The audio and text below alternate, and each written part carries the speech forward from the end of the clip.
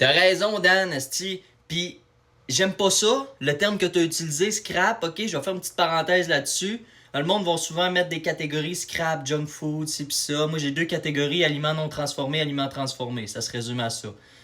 Après ça, tu me dis que tu me vois souvent manger des aliments transformés ces temps-ci. Puis c'est vrai. Sais-tu pourquoi? Parce que 99% des gens, là, ils vont être dans la privation. Ça veut dire que 6 jours sur 7, ils vont se priver des beignes Tim Hortons. Mais là, la 7e journée, c'est là qu'ils vont manger le 20 Timbit puis le 6 beignes. Puis moi, c'est ça, là. Moi, c'est ça. Je parle pour les autres, mais pour moi, c'est ça. J'étais un ancien binge eater. OK? Fait que, pour moi, si je me prive pendant 1, 2 semaines, je suis capable de me priver pendant des mois, j'ai déjà fait, mais ça vire tout le temps à couille.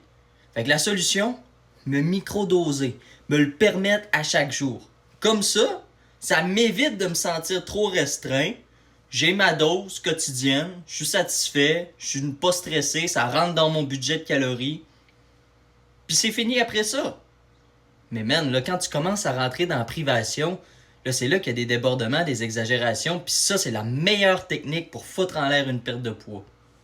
Fait que, première des choses, arrêtez de voir la bouffe catégorie bon, pas bon, junk, pas junk. OK?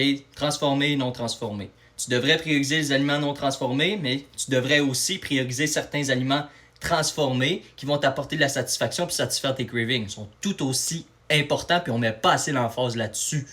Fait que commence à manger des beignes, esti.